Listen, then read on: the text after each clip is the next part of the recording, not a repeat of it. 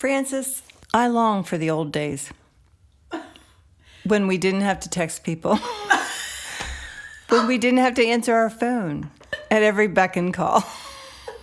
I long for it. Well, unless there's a worldwide disintegration of cell towers and internet, it's here. So let's talk about connection this week, because that's another chapter in Brené's book, The Gift of Imperfection.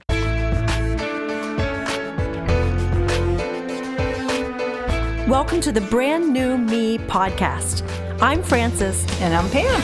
And we are two women passionate about helping others thrive in life, not just survive.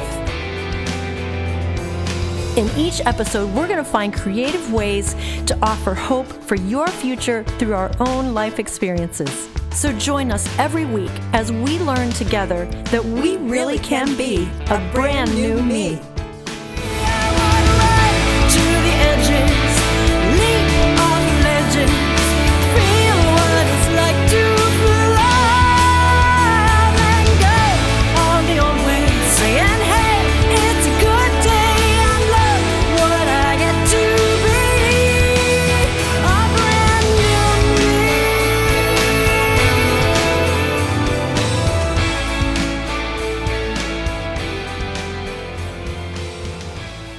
I define connection as energy that exists between people when they feel seen, heard, and valued. Shoo. When they can give and receive without judgment, and when they derive sustenance and strength from the relationship. Now, I don't know about you, but there are very few people that fall into this category for me. Maybe it's just me. Because connection to me, sometimes we think connection, oh, yes, oh, hi, how you doing? Oh, I'm fine. Oh, how you doing? Oh, I'm fine. We're all fine. We know we're all fine. Right. That's not connection. That's what we're going to talk about today. So what's connection? She said that connection begets connection. Let's take us, for example. I can be vulnerable with you. I can tell you inner thoughts. I don't feel threatened by you. I don't feel like you're going to judge me. I don't feel like you're going to take it to a prayer meeting and say, this woman needs prayer. Let's pray for her. I feel safe. So that's where connection comes in for me, is when I have a person who I can tell my inner thoughts to, and I can still feel safe. Well, that's really sweet. And I feel that with you too. In fact, when I first met you, you made me laugh. And I liked you because you were friendly. But then when I read your story, I felt a much deeper connection with you because there were so many levels on which I connected with you. We've been talking about vulnerability, compassion. Connection begets connection.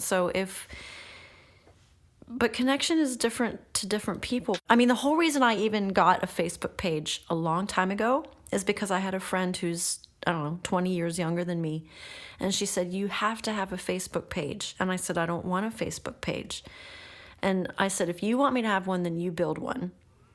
But she said to me, but this is how my generation communicates.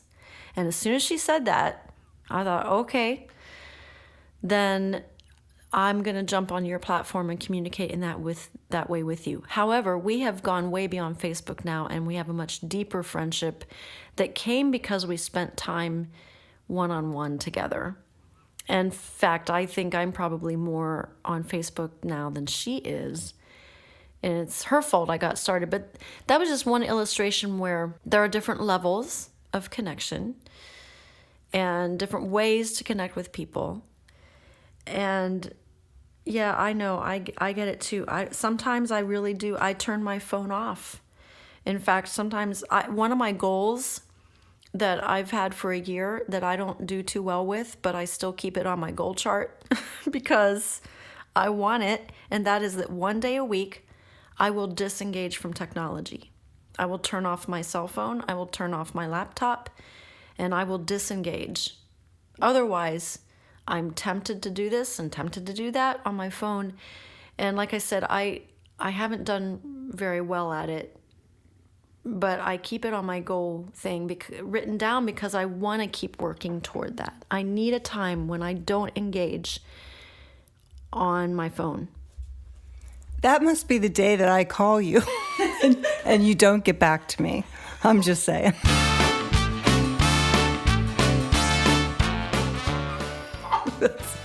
I must pick that day. Just for everybody to know, I try to do it on Sundays when I'm already disconnected from everything else I'm doing. So just so you know, I'm sorry, but we've got to have a day. I've got to have a day when I am not available to anybody but my husband and me. I wish I could do that. I'm too nosy. And that's the other thing about Facebook. Like I told my husband, I'm getting out of Facebook. I'm over it. I'm sick of hearing people's stories. I'm telling this whole thing. And he said, well, don't turn it off. Just don't read it. I'm like, but I can't help it. I'm too nosy. Because then what if I miss something that happened? And then people are going to talk about it. And then I'll be like, what? I didn't know. So that's my part of Facebook. I will admit that I do get tired of reading real long posts. I usually don't because I tire of it.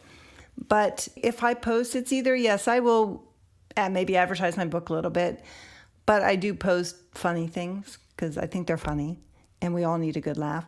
But, I often think connection is connection, and Facebook to me is communicating, with people. Some people, yes, we do have relationships with, but not all of them. And that's fine because that's really what it's all about.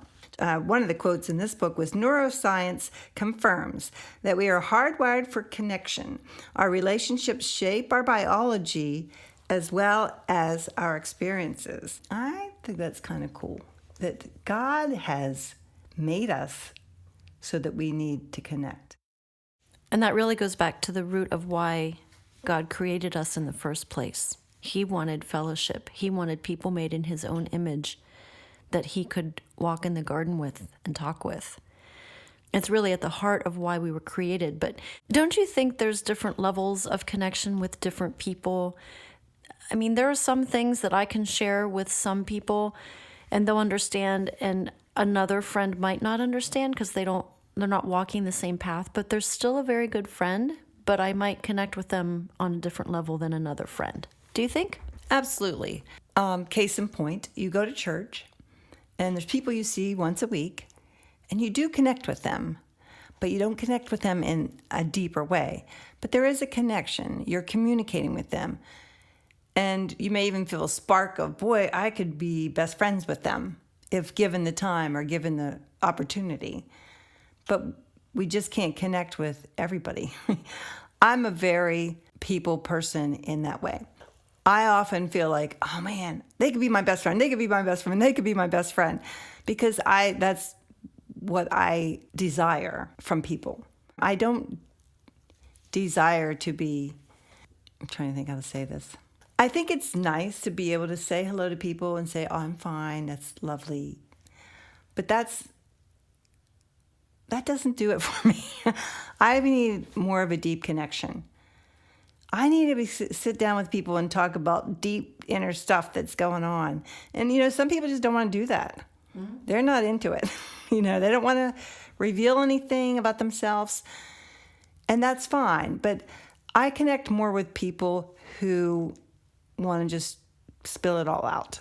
I'll just say. Mm-hmm. For me, if you spill it all out, you can get over it. But that's just my thought. Because I'm not a private person. I sometimes wish I would just shut up, but I'm not a private person. And I need to realize that there are private people who don't want to spill out all their junk. And I get that. I'm just hoping that they spill it out to somebody. That's a really good point. And I think you've probably described extroverts and introverts. And you're definitely an extrovert, I think. I am an introvert who's learned to become extroverted because of what I do. Truly, I get my refreshing and my strength from being alone and solitude.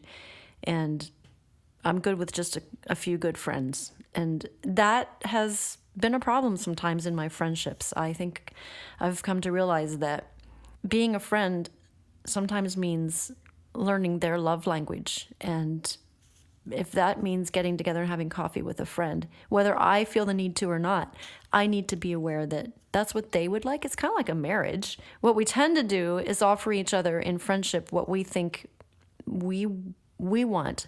But I think true friends begin to learn what the other person needs in a friendship, and we offer that to each other.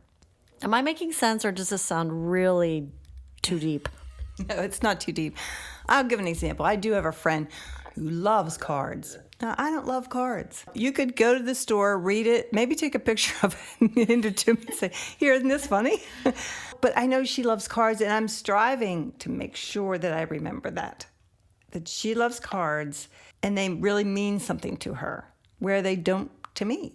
So that's just an example of what you said, is finding somebody's love language or what they really love, and just honing in on that and knowing that they know that you care about that.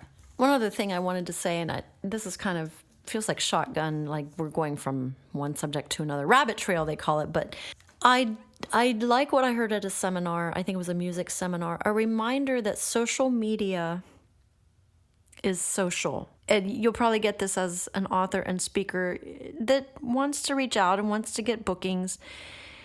Sometimes it's hard to know the line between media and social. And I need the reminder to be social on social media and not just post my blog or a song, but I like deeper things. I like vulnerability, and so I'm trying to find the balance between not sharing too much on social media and yet being real.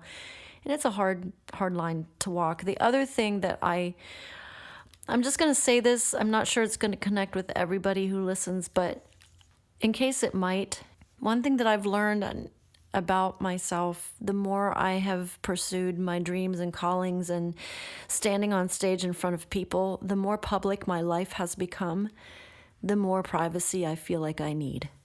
I have found in traveling with other speakers and musicians, I have found that seems to be true for a lot of people, that the more your life gets put out in front of people, the more you feel like you need privacy. And I'll just be honest, I don't know what to do with that sometimes, because I feel like it affects my friendships.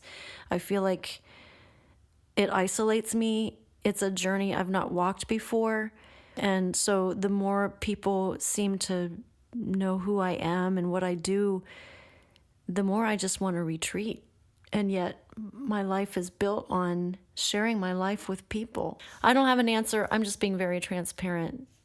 Do you have a reaction to that, Pam? I do. I'm totally the opposite. I'd be like, would you like my autograph? Oh.